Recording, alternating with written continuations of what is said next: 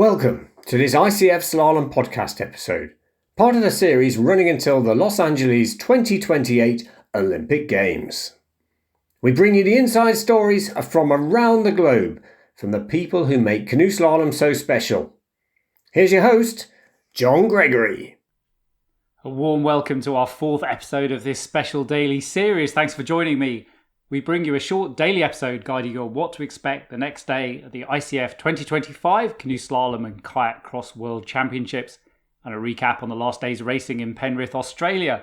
Today I'm joined by 5 times Olympian and Olympic silver medalist Luuka Jones from New Zealand. In yesterday's competition, we witnessed the canoe heats and the canoe teams, results coming next ahead of my conversation with Luuka, talking about Penrith and the upcoming kayak heats. First, congratulations to the National Federation's winning medals in the men's and women's canoe team. In the men's C1 team, France took a second consecutive gold with a masterful clear run ahead of Great Britain and Slovenia. In the women's C1 team, gold went to Czechia, again with a clear run ahead of Germany and Great Britain. Both winners were almost fast enough to have made the individual semi-finals. In the canoe heats, fastest in the C1 men was Adam Král from Czechia, with early unexpected exits from Muan Dubliki from France and Zigelin Hokovar from Slovenia. However, both took their revenge in the teams to take medals. In the C1 women, fastest was Nura Villarubla from Spain, and with a disappointing 50-second penalty for local Australian Kate Eckhart, meaning she doesn't progress to the semi-final. It's always a pleasure to chat with Olympic and world medalist Luuka Jones from New Zealand. Penrith and I go way back. I think I first went across the ditch when I was 14 years old, and I think classically, I've never trained in an international training slot before and would have peeled out on a lot of good paddlers without knowing it. But yeah, we travel across to Penrith a lot. Before we could rent cars or could afford to rent cars, we'd put our 3.5 metre kayaks onto the train and head out to Penrith. So yeah, I have probably been going there every year since as long as I can remember. It's a fantastic venue for us Kiwis. It's kind of a home course away from home, and just racing those Oceania Championships, Australian Championships, we'd head across there and just get that kind of international racing experience. So yeah, it's a course that's close to my heart. Yeah, I was going to say you've done very well at some of the Australian Opens and Oceania Championships over the years. I can't remember which ones, but I can't either, to be fair, but yeah, it's always that kind of key off-season race where, all of the Europeans are out there training in the off-season, and it's a good gauge of where you're at, I guess. As you've just basically said, I mean, you would have been a teenager at the time of the last Worlds in Penrith, which was 2005. Did you watch it on TV? I mean, you may even have been there. Were you there? I wasn't. I was actually in Australia on holiday, and I do remember seeing it on television there, but wasn't at the race. Which was the first Worlds you ever watched or attended? It would have been 2009, where I was competing myself in La Seu de Jal. So It's a kind of place that's also dear to my heart. Many people's hearts, I think. So, I mean, you've been on the podium both at Senior Worlds and Olympics. Obviously, as you said, you have a very close relationship with the course in Penrith. In what way is it quirky? What does it take to be successful on that Penrith course? Penrith is such an amazing course to paddle on. I think you speak to any paddler and that's probably their top 5 favourite courses. It's unique, I think, in that it's got that main wave feature. The whitewater is quite continuous up until then. Main wave is definitely unique in its characteristics and can be quite punishing. And then you've got that back section that leads into the flat water piece. And I think, it's far enough down the course that your arms are lactic and you're tired, and it's space enough to kind of, you realise that as you're paddling along that flat section, because you're trying to carry speed and momentum into the bottom of the course.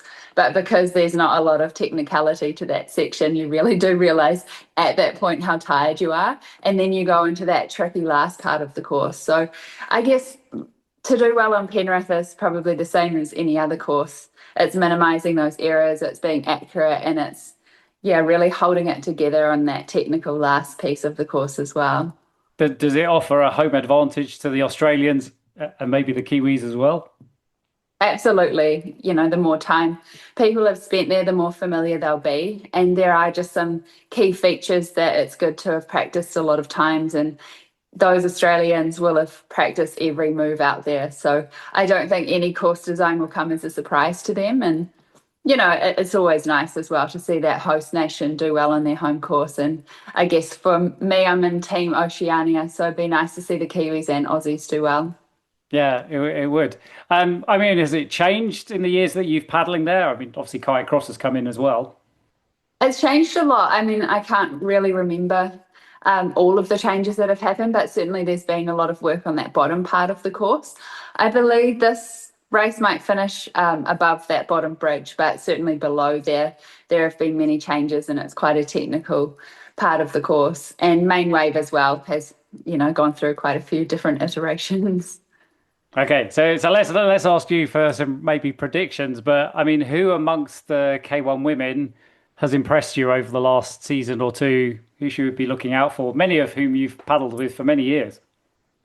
Yeah, I was actually looking back at the previous World's results, and the top 10 in K1 women, 5 paddlers I think are not going to be racing, for various reasons. So there's kind of this fresh wave of young paddlers coming through. We've seen in Lois Lever, Evie Leifert, they've also achieved great results in the past, but it's certainly kind of been their year to come through and shine and be on the podium.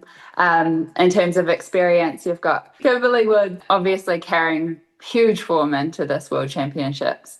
Which is exciting to see. Camille Pugent, Claudia Zwolinska, Noemi Fox, Kate Eckard. There's such a depth of paddlers in the K1 women's class that I really couldn't predict who's going to come away with the win. And obviously Ricarda Funk, we can't rule her out ever.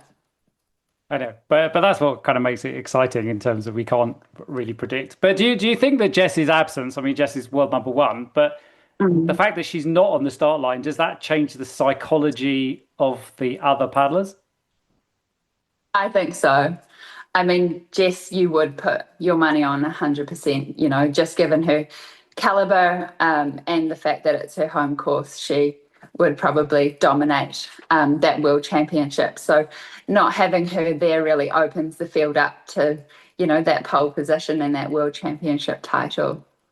Does it mess with people's mind in the fact that therefore their perceptions change or their ambitions change?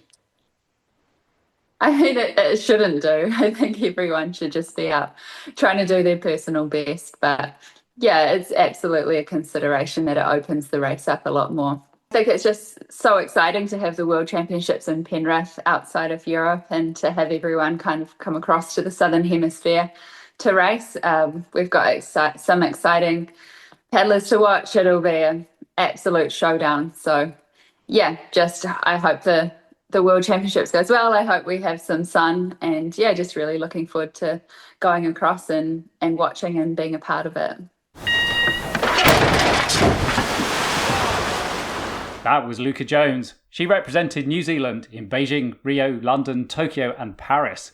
She spoke to us from Tauranga, New Zealand, before she flew to the Worlds in Penrith. Those in Penrith will have heard Luuka this week on the public announcements. Following the kayak heats, we have the team races. Reigning champions from the last Worlds at Lee Valley in 2023 were Czechia in K1 men and Australia in K1 women. So after the second day's racing, 4 national federations have 1 gold each. That's Spain, Switzerland, France and Czechia. Great Britain has 3 medals. In tomorrow's episode, we will recap on the women and men's kayak heats and preview the Canoe semi-finals and finals. Thanks to my guest today, Luuka Jones. If you enjoy the daily podcast series, tell other people, send them a link, follow or write a review. And if you need more, keep reading Ettore Evaldi's brilliantly insightful and eloquent blog. I'm John Gregory. I'll be back in our next episode, released tomorrow at 6 a.m. Australian Eastern Standard Time. Thanks for listening. That's it for now, but please subscribe to the podcasts on Apple Podcasts, Spotify or YouTube, and leave a review too. Until the next episode, keep it fast and clean.